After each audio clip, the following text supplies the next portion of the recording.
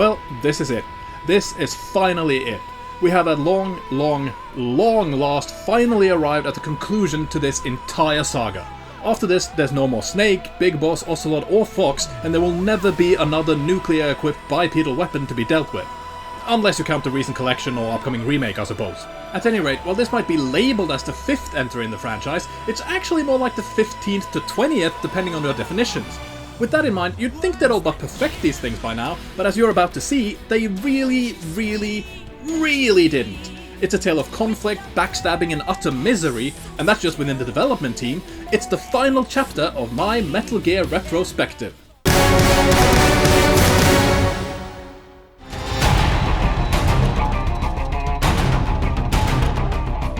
Before we get into anything else, I had intended to talk a bit about the now infamous blowout this game seemingly caused between Konami and Kojima, but I've decided to cut it for time.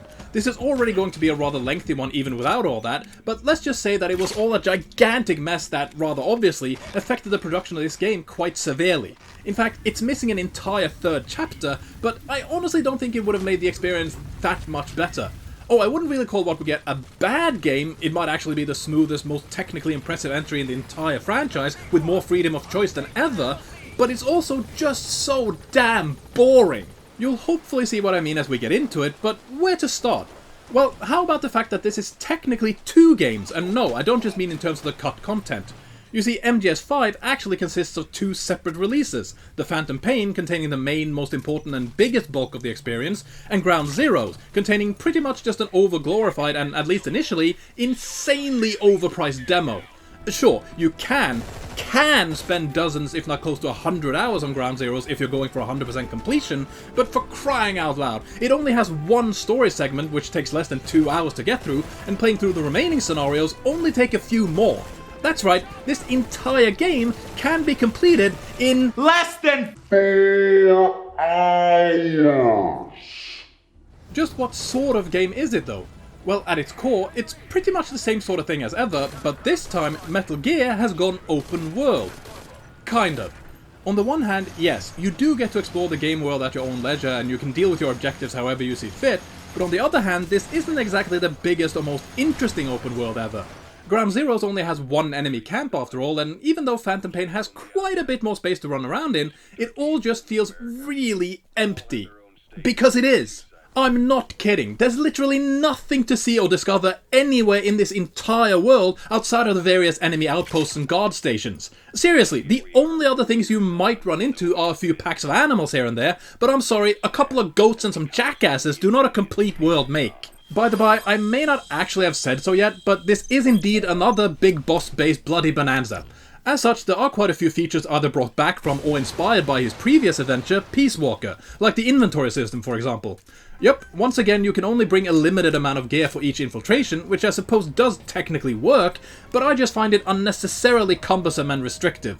It could definitely be worse though, as you're actually allowed to change your equipment at any point this time. Sort of. Oh, you can call for an airdrop of pretty much whatever you want whenever you want it, but this system does still have a few issues. For one thing, this isn't exactly an immediate process, meaning that it's frankly kinda useless in desperate life or death type situations. You also have to develop the weapons and items at your base first, you can't just collect them, and both this and the actual airdrops will cost you so-called GMP, basically this game's version of money. You heard me, you actually have to pay to get more ammo or a change of equipment. At least this isn't some microtransaction thing though, as it's actually based on the status of your base. Essentially, the more recruits and resources you have, the more GMP you have at your disposal as well.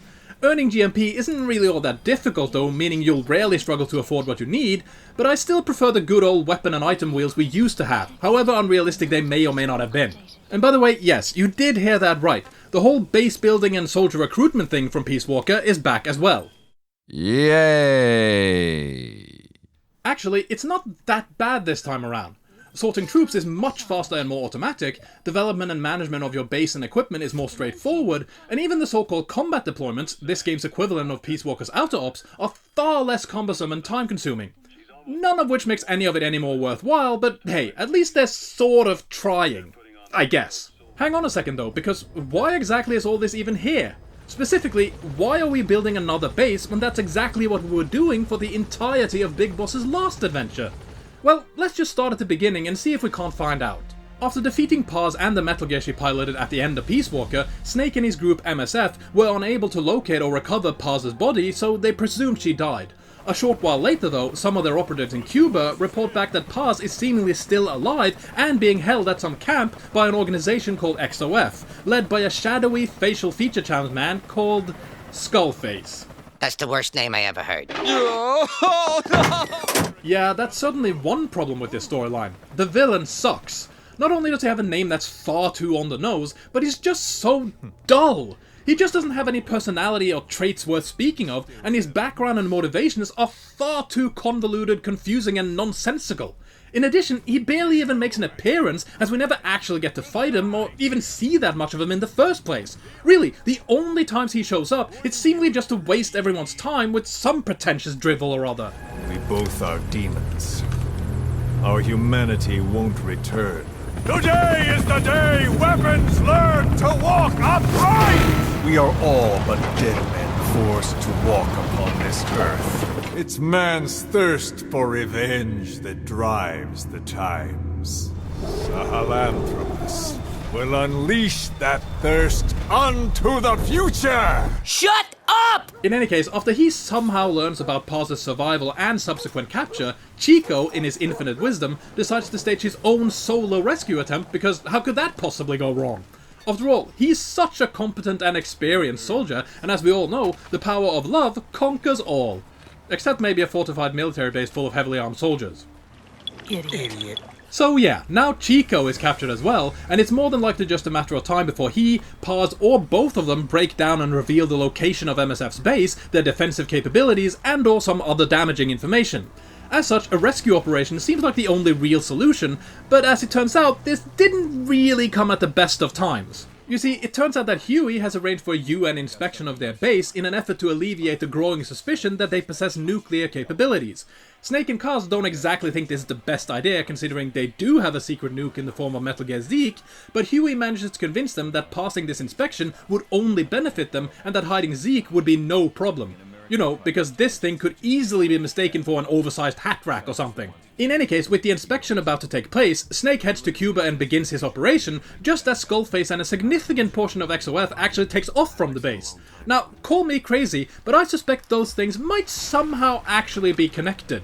Yeah, you think? Either way, this does give Snake the best possible chance of getting Chico and Paz out of there unharmed, but wait a minute, something's not quite right here. I can't really put my finger on it, and maybe it's just me, but doesn't Snake seem a bit different? Kept you waiting, huh?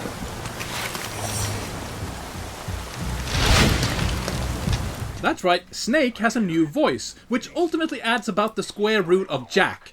Don't get me wrong, Sutherland does a decent enough job, but it's not like they make Snake look at all like him, and they don't even use his voice all that much, as Snake barely speaks anyway. No, Kojima just wanted some star power, because as we all know, that automatically makes everything better. I mean, who cares about basic human decency? Let's just drop David Hayter and his absolutely iconic voice without ever even cluing him in, because it's not like he's ever done anything for this franchise or deserves even a modicum of respect. You're despicable. Anyway, Snake does, as stated, make his way to the Cuban prison camp and quickly tracks down and recovers Chico. Using a tape he has containing clues to Paz's location, Snake quickly tracks down, breaks out and gets her to safety as well, as they all get away relatively quickly and easily. Maybe a bit too easily. You see, on their way back to base, Chico discovers some strange scars on Paz's abdomen, making Snake realize she's been rigged with an explosive. Luckily, they have a medic on board, and while it's done in what is honestly a rather gruesome scene, he does manage to get rid of the bomb before it explodes. Unfortunately, it seems their troubles are far from over, as they then return to Mother Base for a less than pleasant sight.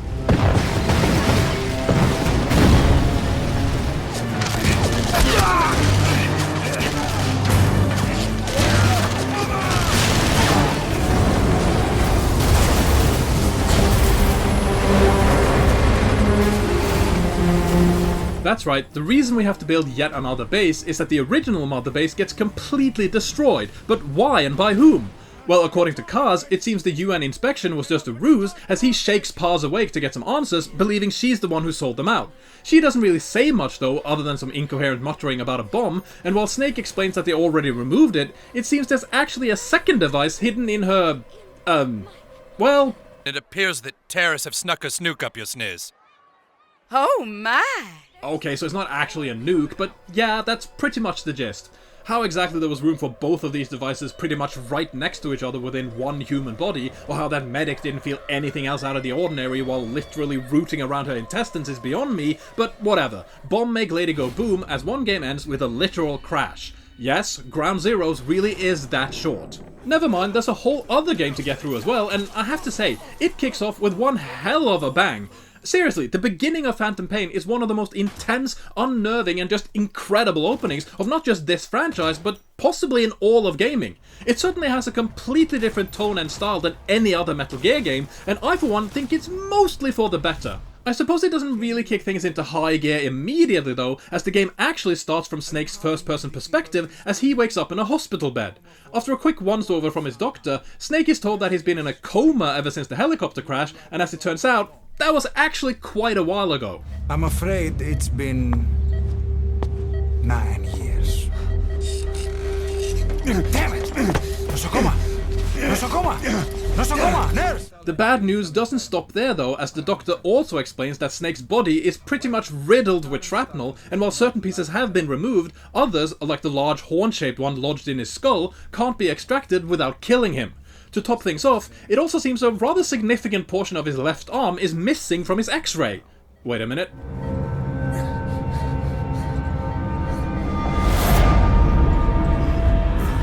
Cool, maybe this will come in handy for a stupid plot device in the sequel. Now, this is all rather much to take in, but it should also be a bit of an early clue that everything may not be quite what it seems here. After all, we've never heard or seen anything about Big Boss only having one arm before, and he certainly didn't have some big shrapnel unicorn horn poking out of his skull. Then again, this is probably just some sort of retcon, isn't it? There definitely couldn't be anything else going on here, right? Right? Nah. In any case, yes, Snake might be a bit worse for wear, but he is at least alive. For now. The thing is that in the aftermath of the Mother Base attack, pretty much everyone is scrambling to find and eliminate what's left of MSF, especially Snake. As such, his doctor insists that he has to change his appearance, which, when you think about it, ends up making absolutely no sense whatsoever. Sure, changing Snake's face to make him blend in more and evade his would-be killers is actually not that bad of an idea, but that's not what ends up happening here. Yeah, I know this is essentially just an avatar creator for the online portions of the game, but from a story perspective, it just doesn't add up. Yeah, they say they have to change his appearance, even going so far as to put him through actual surgery, but what does he look like afterwards? Ah! I look exactly the same, you moron! Oh, nonsense. Look at these 10 years younger. Plus, I did your breasts. Does anyone hear me complaining about the breasts? Now, I know there technically is an explanation for this, but if anything, it only makes things even worse. It's certainly not a very effective tactic either way, as Snake's nurse and doctor barely have time to remove his bandages before they're killed right in front of him by some female assassin. As he's still recovering, Snake is unable to fight back when she approaches him, but luckily another patient is, as he literally jumps in to stop her. While he does manage to keep her at bay for a bit, she still manages to start choking Snake out like a biatch, but then the helpful patient gets a sudden flash of inspiration. Or rather, a lighter.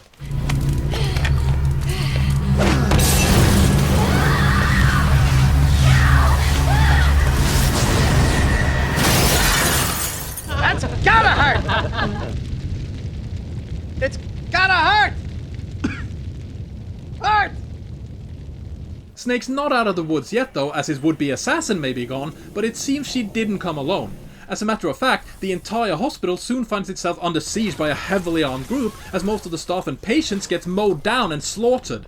In an effort to avoid the same fate, Snake's savior, identifying himself only as Ishmael, continues to help and guide him through the hospital, but it seems the armed troops aren't the only obstacles in their way.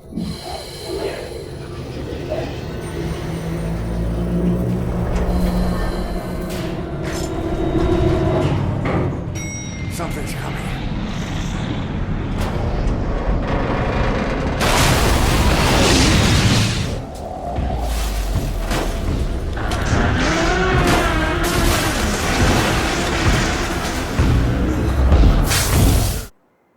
What the hell was that?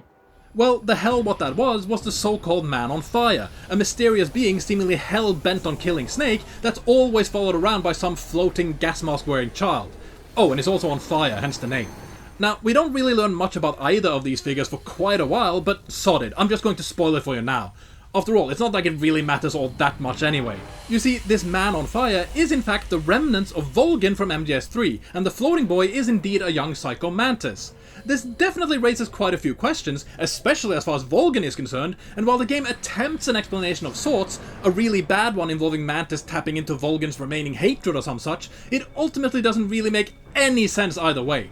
Then again, it's not like these guys add much of value to the overall proceedings anyway, so in the end, it genuinely doesn't matter who or what they are, and wasting any more time talking about them would be just that, a waste of time. Either way, after he's doused with water, this man on fire seems to vanish just as quickly as he appears, as Ishmael continues to lead Snake through the sieged hospital. Though this does involve plenty of tense and intense moments, including being hunted by soldiers, crawling through dead bodies, and yes, even a couple more appearances by Mr. Fire himself, they eventually manage to make their way out of the hospital and into an ambulance. Unfortunately, they don't exactly get away quietly, as Ishmael, who's driving, is eventually knocked unconscious by a pursuing helicopter, and their ambulance is forced off the road by a barricade. Yeah. That went well. Actually, it kinda did, as Snake eventually wakes up, seemingly no worse for wear, just a little banged up if anything. Ishmael seems to have suspiciously vanished though, bringing me to another little spoiler. Now, I could hold off a bit, but as there are plenty of fairly obvious hints as to what's actually going on, and I honestly think plenty of people figured it out way faster than ever intended anyway, I may as well get this over with right now. The big secret, the jaw-dropping reveal this all eventually leads to, is that this game's Snake isn't actually Big Boss at all. He's a fake, a fraud, a phony. Hey everybody! This guy's a great big phony! I know, shocking isn't it? It's not like there were any clues or anything either, as this guy looks exactly like Big Boss after all. Oh, apart from his prosthetic arm and that big honking horn on his forehead, but those are barely noticeable anyway. Unless you had, oh I don't know, one functioning eye. Fine, I suppose you could potentially chalk some of that up to retconning, but there are a few other clues as well. Ishmael, who by the way does indeed turn out to be the real Big Boss, is nothing but a clue, and then there's stuff like, for instance, how Huey's AI pod reacts upon sensing this Snake's presence. Who are you? Snake?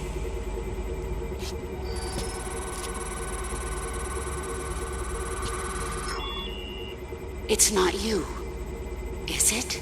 Yeah, I'm sure none of that means a damn thing.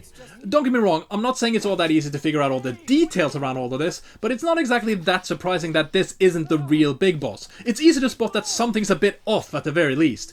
Even his new codename of Venom Snake seems like a bit of a giveaway, so again, I'm fairly certain several, if not most people, figure this out relatively early. I'm pretty sure the full explanation behind who and what this snake actually is and why he even exists was still a bit of a mystery to most until the end though, possibly even after that, so I'm going to leave it for now as well.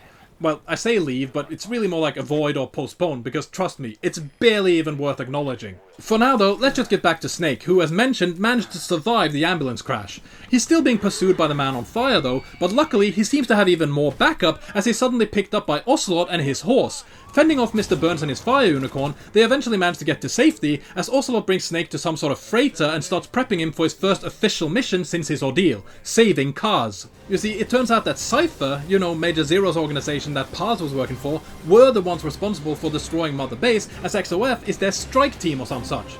They also managed to use that incident to get MSF branded as a terrorist organization, meaning the entire world is now out to get them. Kaz therefore renamed their organization Diamond Dogs and began going after any and all leads he could find on Cypher's location, which eventually resulted in him getting captured somewhere in Afghanistan. As it will take some time to get there though, Ocelot uses the opportunity to give Snake all the information, training and equipment upgrades he needs, including a shiny new robotic arm. They are on a bit of a schedule though, so a week of preparations will have to do. That's right, 1 week. 1 single week to recover and relearn all of his skills pretty much immediately after waking from a 9-year coma with 1 less arm. Or as they say in Ebonics, we be fucked. Yeah, this really is quite a stretch to say the least, especially given that this isn't even the real Snake. You're seriously going to tell me that it would only take a week's worth of training and recuperation to turn someone from a bedridden, just out of a coma amputee to a one-man infiltration expert on the level of Big Boss? That's got to be a whole new level of condescendingly offensive and insulting. It's condefense assaulting. Regardless, it is the story they're sticking to here, so a week later, Snake finds himself in Afghanistan just a short trek away from Kaz's last known location. While this doesn't exactly turn out to be the most strenuous or difficult mission Snake's ever undertaken, it does seem like he arrives just in time, as Kaz has taken quite a severe beating. As a matter of fact, it seems his ordeal has ended up costing him an arm and a leg. Literally. You proud of that? You proud of that sentence you just said? In any case, Snake does manage to bring Kaz back to their new base safe and sound, and after getting a brief introduction to its various ins and outs, Snake is quickly sent back into the field to continue the hunt for XOF, Skullface, and ultimately Cypher. Meanwhile, us players are sent on an all but endless hunt for any more story, as the game seems to forget all about that pesky little detail until pretty much the end of the game. I'm so not exaggerating. Nothing happens in this game. Literally not one thing actually progresses the storyline in any meaningful way until maybe the last few missions. It's absolutely ridiculous. Okay, so there are some occasional events every now and then, and maybe a few tidbits of new information once in a blue moon, but as far as genuine significant story progression is concerned, what do we get? Nothing! Absolutely nothing! It's not just that there's no story here that's a problem though. The overall pacing and structure is also completely broken. As with Peace Walker, everything is once again split up into individual missions, here called episodes, but they are far more numerous, and most are simply a waste of time. Sure, they can get you more recruits and or more resources and whatnot, but very few of them actually move things forward. They're mostly just filler. At best. On top of that, they even have literal repeats. Yeah, it's bad enough that they keep making you do the exact same type of mission again and again and again and again, but then you get to the second chapter, and they outright duplicate certain missions completely. I'm not kidding, they literally copy-paste some of the missions from the first chapter and make you do the exact same thing yet again, only with the occasional arbitrary restriction or time limit or something. They even include the same intros, outros, dialogues and cutscenes whenever applicable, as they're not even trying to hide just how lazy they're actually being. It's almost impressive in a really insulting kind of way. As stated earlier though, at least the game itself isn't too bad, but even just in terms of gameplay, there are plenty of issues. Take the Fulton recovery system. As with Peace Walker, you can still capture and recruit pretty much anyone you come in contact with by airlifting them out with a so-called Fulton recovery balloon. While this was already a near game breaker to begin with, they've actually made it even more powerful this time around by allowing you to not only airlift soldiers, but also animals, gun emplacements, resource containers, and even vehicles, including trucks and tanks. Sure, you are only able to airlift personnel at first, but it really doesn't take too long before you can airlift just about anything, and it ultimately just makes most missions almost laughably mundane and inconsequential. Sure, there are a few limitations, like the amount of Fultons you can actually carry, and while you are able to call for supply drops pretty much any time you want, it may not always be that convenient or possible depending on the situation, your available resources, and so on and so forth.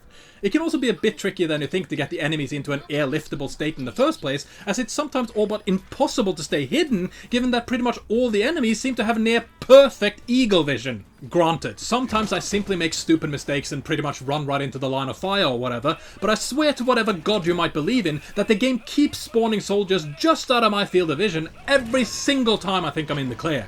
In addition, it also seems that any soldier that happens to look in my general direction will always spot me if I so much as think of wiggling my toes, regardless of how far away or obscured I am.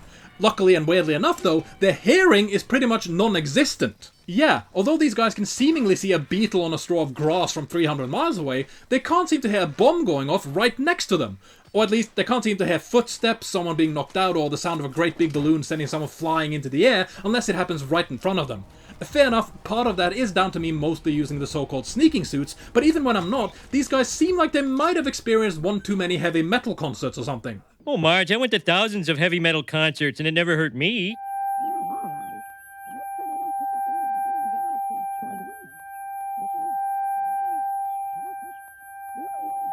This is still far from the most challenging game in the world though. It's probably not even among the worst of the series. Sure, the enemies can occasionally get a little annoying and kind of overwhelming, but no, they don't usually put up that much of a fight. Even when they do get a little bit more challenging though, they can still be handled fairly easily, due in no small part to the new so-called buddy system. Yup, this time you actually get to enter the field with a so-called buddy, but calm your horses, we're not talking about a second player or anything like that. No, we're actually talking about, well, horses, or a horse to be more precise. You see, before entering the battlefield, or actually even while in the field, you can decide to bring along this equine friend named D-Horse. He doesn't really do all that much though, but at least until you gain access to more sturdy vehicles, he does provide a pretty decent, if not absolutely essential mode of transportation. After all, you are often required to travel quite some distances in this game. Yeah, for whatever reason, this game does have an uncanny and honestly just annoying habit of starting you out several miles away from where your mission actually takes place.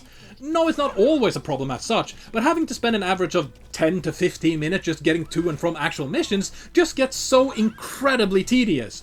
Sure, utilizing your helicopter can be a way of cutting travel time a bit, but that just brings up its own set of problems, what with all the loading screens and whatnot. Bottom line, D-Horse is D-Nice. Do you mean Denise? Son of a bitch! No, I just mean it's very nice to have around, as are your other buddies. That's right, you're not just stuck with this horse for the entire game, you do eventually get other buddies as well. I personally don't really get much use out of the so-called D-Walker you can get after Huey rejoins your ranks, but I suppose it's still a neat enough option.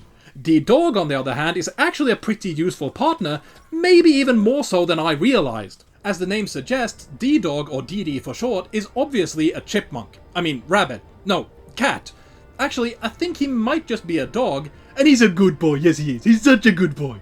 Not only does he alert you to enemies and resources, preventing you from getting too surprised too often, but he's also pretty good at keeping enemies away from you by distracting or even attacking them. Hell, he can eventually even take them down completely. That's right, while this doggo might start out as more of a living radar than anything else, he can eventually be upgraded to not only keep enemies busy, but also knock them unconscious or outright kill them. Now, you'd think he'd do this by biting at their throats or something, right? Wrong. You see, he actually uses a knife. That's not a knife. That's a knife. Well, so is this, it's just a bit smaller and potentially of the stun variety. Either way, DD is an incredibly useful little fella, but maybe not quite as useful as our last buddy. He certainly doesn't get as much screen time or storyline involvement, but then that might not really be such a bad thing. After all, it's not like they really utilized this last buddy's extra screen time for anything other than, well...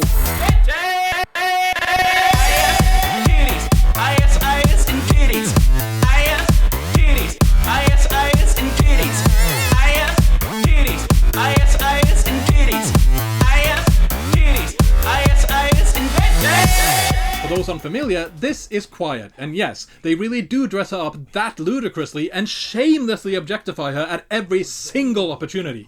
Oh, but she has to be dressed like that, doesn't she, Kojima? It's definitely not just that you likey tiggle biddies, no. There's obviously way more to it than that, and shame on us for ever thinking otherwise. I mean, Quiet literally has no choice but to wear less clothing than a mannequin after a fire sale, because after all, she breathes through her skin.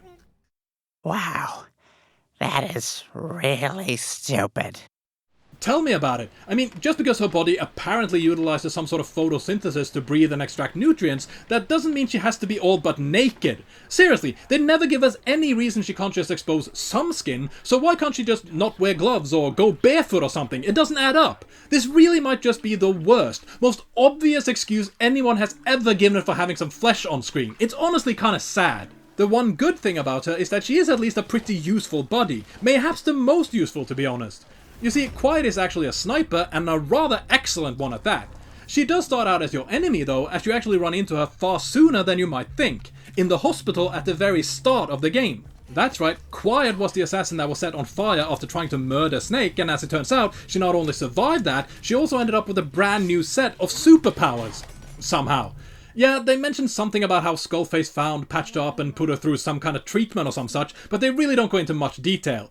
Then again, we're only talking about someone magically gaining literal superpowers after being set on fire and falling several stories to their supposed death, so I guess an explanation would be fairly redundant. Not.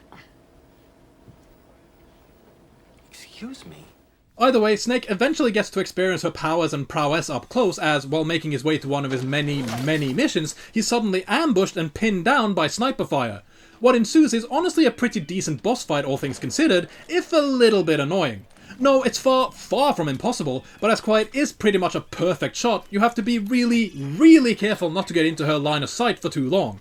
Oh, there are ways to essentially cheese your way through this if you want, but if you try to play fair, you don't want to reveal your position for more than a few milliseconds at a time, if that. Whatever your tactics though, Quiet should eventually go down, leaving Snake with a choice to make. Finish the job and actually kill Quiet, or restrain her and take her into custody.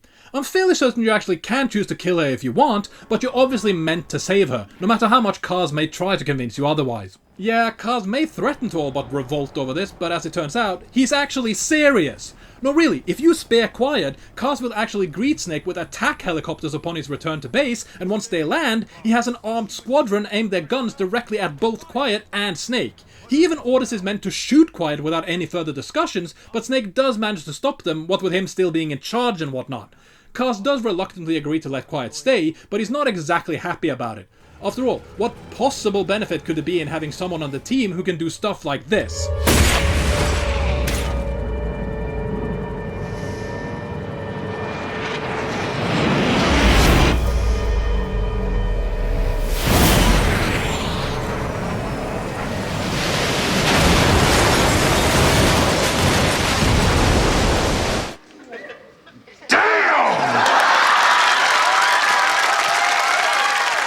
In any case, after she's spent some time in captivity, you will eventually be able to bring Quiet into the field with you, and like I said, she might be the best buddy of them all, at least at times.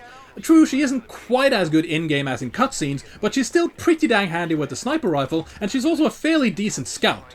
Once she gains a silenced tranquilizer rifle though, some missions become damn near trivial, at least to an extent. That's the thing, Quiet may only be useful for some last-ditch type backup at first, as her initial rifle will alert everyone and their grandmother, but once she puts on a silencer, you can essentially have her take out entire encampments before you even get there.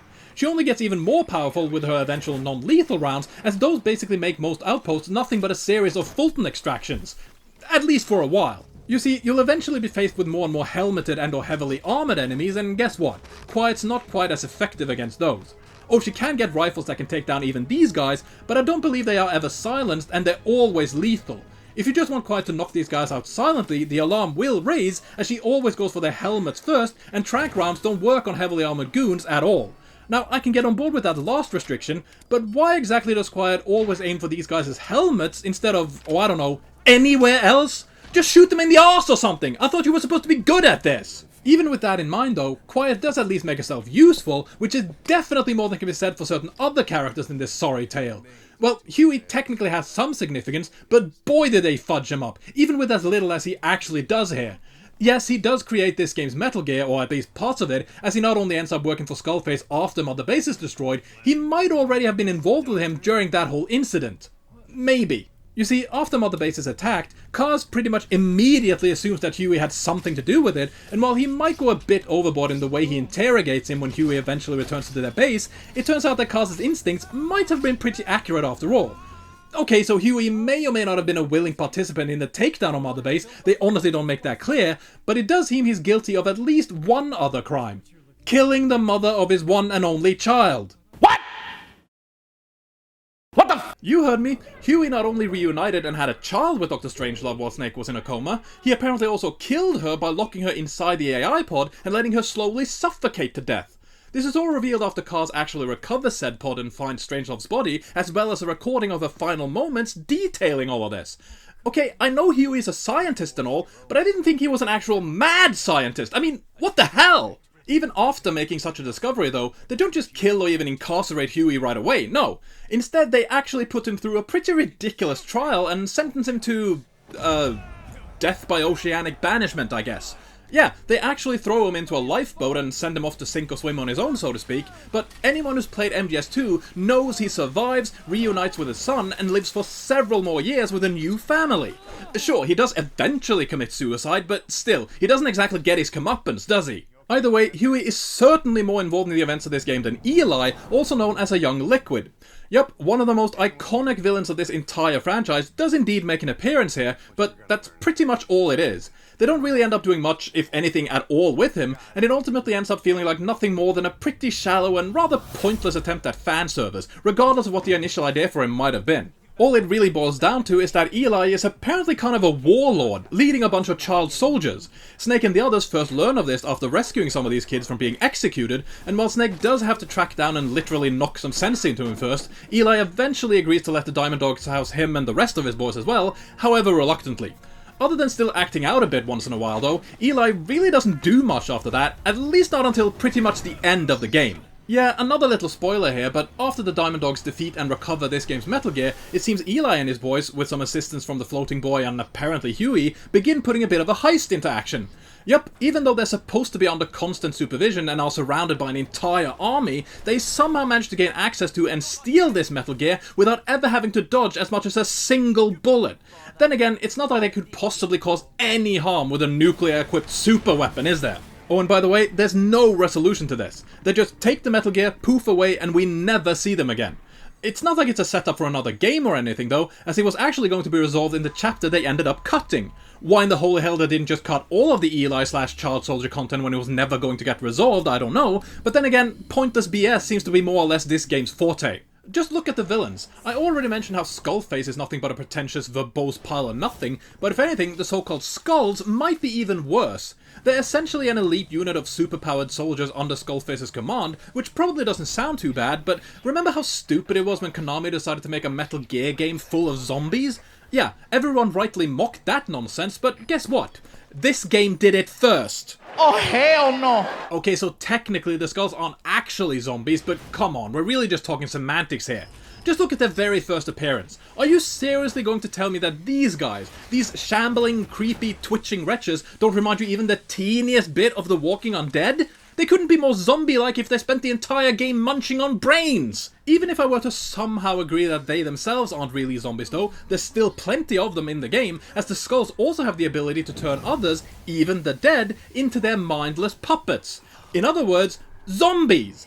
How was this not a bigger deal when the game released? Granted, this franchise has featured several supernatural or rather outlandish elements here and there, sometimes to the point of absurdity, but when it wasn't being played up for gags, it was all still rooted in some semblance of reality. A somewhat heightened / otherworldly reality, sure, but reality nonetheless. If anything, they usually went out of their way to over-explain and justify such elements whenever they did appear, hence why just about everything was blamed on nanomachines for a while. Don't get me wrong, that was really stupid, but again, at least it kinda made some semblance of sense within this universe. Sort of. Here though, we just have zombies. No real explanation, no attempt at making them fit, this world just has zombies now. Again, this universe has had its share of unrealistic, weird, and just downright stupid nonsense, even just within this very game, but somehow, most of it at least feels like it still belongs. These guys really don't, as this is, after all, still supposed to be more or less the real world, operating on most of the same logic and featuring the same type of things that actually exist in real life. And there are no such things as zombies! On top of everything else, these Skulls are also both completely useless and incredibly annoying. Yeah, I don't quite know how this is possible, but out of the, I want to say 5 main encounters you have with these guys, only 2 of them actually require you to challenge them directly, and out of those 2, only 1 is really a proper challenge. In all the other encounters, you can just sneak around and or run away from them, and before you know it, they just give up and go away. Yeah, even the enemies can't be bothered to play this game. All of this only makes it all the more annoying that when you finally do have to actually take on some Skulls, they're all but impossible.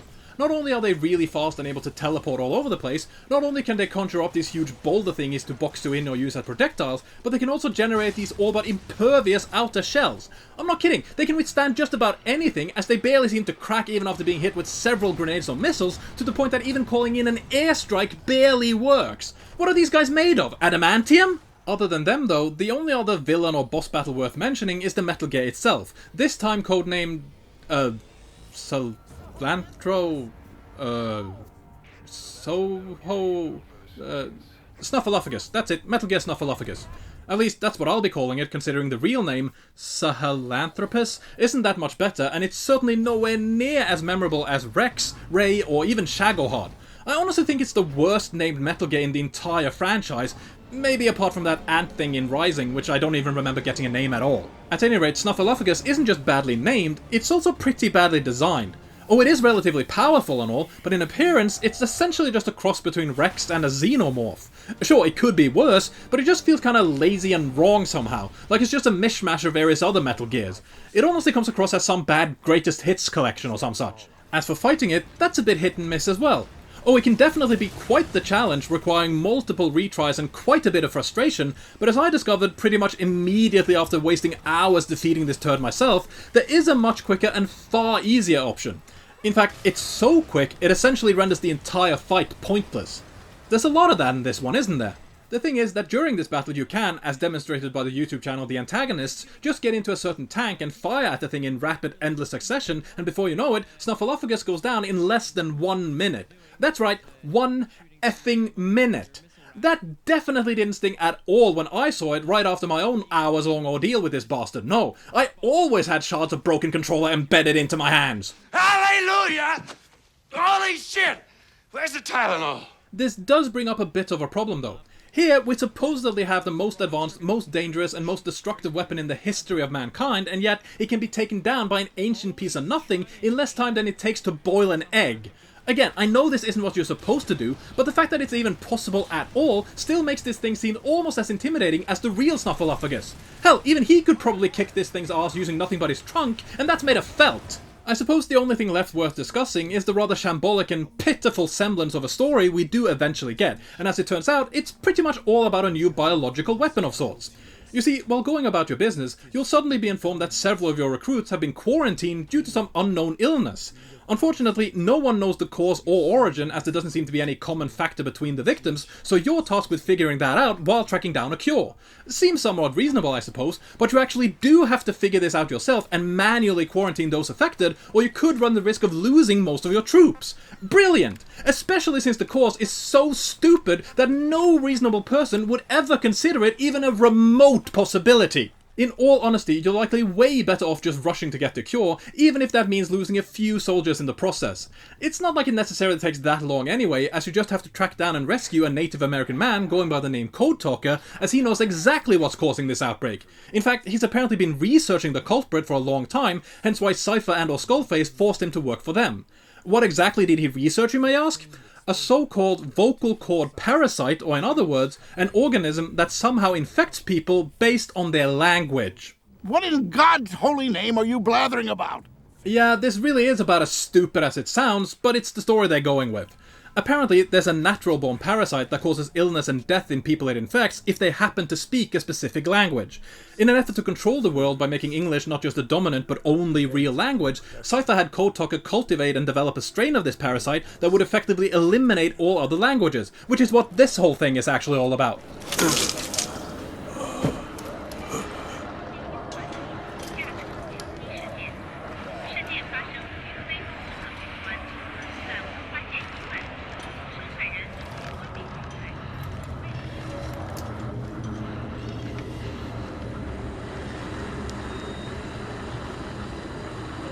That's right, it seems all these people having earbuds shoved into their throats wasn't just a creepy and weird visual with no meaning, it's supposedly how the vocal cord parasites are trained, it's how they learn which languages to attack. Now, I'm certainly no scientist or medical expert to any sort of degree, but as far as I can work out, this all seems really stupid. I mean, baboon-grade arse-picking with a rusty fork level stupid. Believe it or not though, it actually gets even worse. Surely you can't be serious. I am serious. And don't call me Shirley. The thing is that while Skullface is initially working with Cypher, he eventually turns on them, or more specifically Zero, because I honestly can't remember and it doesn't really matter. He definitely did something or other that pissed Skullface off though, which is why he decides to change the plan and begins cultivating an English strain of these parasites instead. Why? So he can eliminate the English language, which in his mind will somehow force us all back to our father tongue and rightful place in the world, or some nonsense like that. It really doesn't add up either way. Bottom line... she crazy.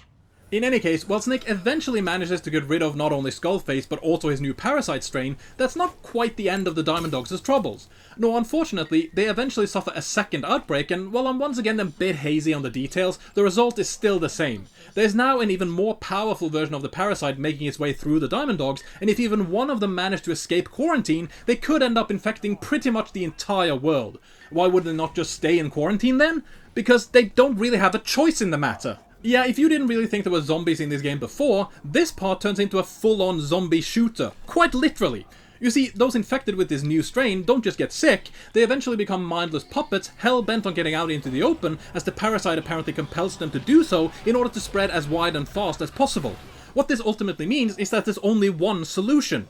Kill each and every one of the infected soldiers. That's right, in this particular mission, you are literally going around a creepy quarantine facility with spooky lighting, killing a bunch of people infected with a deadly disease that causes them to become mindless death machines if left unchecked. No, that definitely doesn't sound anything like a zombie game, does it? Seriously, all you're missing is an umbrella logo on the walls, and this would basically be something out of Resident Evil. It's ridiculous! As is the very final mission and ultimate twist of this whole sorry mess. Like I mentioned way back when, the Snake in this game isn't actually Big Boss, but in order to find out exactly who he really is, the game makes us play through the entirety of the opening mission once again. I'm dead serious, they actually force you to play through the very first mission all over again, and this after a whole chapter of basically nothing but repeats. Sure, there are a few minor differences here and there, but they didn't even bother removing the tutorial prompts and the like. It's just so damn lazy. It's not like this is done for anything all that earth-shattering anyway, as it only serves to finally reveal that yes, Ishmael is indeed the real Big Boss, and the Snake we play as for the entire game is actually nothing but a no-name medic. That's right, we have actually just been playing as a random medic that just happened to be aboard Snake's helicopter when it went down, and was subsequently trained and manipulated to become a Big Boss stand-in of sorts. All within a few weeks of waking from a damn coma. Really, nigga? I mean, this is just insulting to both fans and Big Boss as a character. Sure, his many legendary acts are supposed to be somewhat exaggerated by history, but he's still supposed to be one of the greatest soldiers ever. To say that someone with almost no training can not only impersonate him, but embody him to the point of carrying out missions just as effectively as the man himself is beyond ludicrous. Big Boss spent years training and going on all sorts of missions to gain his experience and skills, but to hell with all of that, you can learn just as much with only the most basic training possible. Fist the puck off! Oh, and guess what? As the final cherry on top of this bullshit cake, it also turns out that it was actually this guy and not the real Big Boss Solid Snake killed during his first mission on the MSX. Yeah, even though the twist in that game was supposed to be that your commanding officer was actually the main villain all along, that just wasn't good enough, as we apparently also needed an explanation as to how he survived to confront Solid again in Zanzibar land, even though no one, not one single person, was ever asking for that, especially since this scene already exists.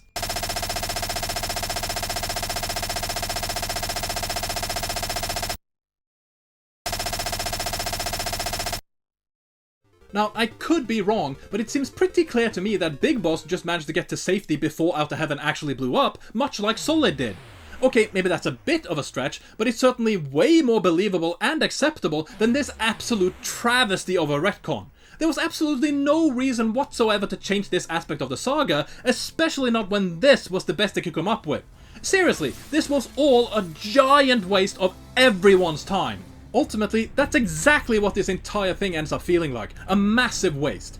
Oh, the overall gameplay is actually pretty good, pretty damn good, but who cares when the rest of the experience is a giant, boring pile of nothing? The structure and pacing is horrible, the setting is empty, bland and boring, the characters are shallow as hell, and the story is literally all but non-existent. I genuinely don't think this should be considered a canon or possibly even a Metal Gear game at all, and luckily, it's incredibly easy to disregard it completely. You really won't be missing a single thing if you ignore it, other than a possible cure for insomnia. And sadly, that really is that. That was the final game of this franchise. Oh, there is a mobile and or N-Gage game I didn't go over, and of course there's a so-called Master Collection now, but apart from those, I have finally covered the entire saga. Yes, I said the entire saga because the Snake Eater remake isn't out yet, and Survive doesn't count. It has been one hell of a ride though. A really, really long ride with all sorts of ups and downs, and while it unfortunately ends on a rather sour note, there are still not too many franchises out there quite like Metal Gear. I know I for one will still always rank it as one of the absolute best overall experiences you can possibly have, and I'll be coming back to it again and again for years to come. Thank you so much for watching, and here's to one hell of an awesome franchise.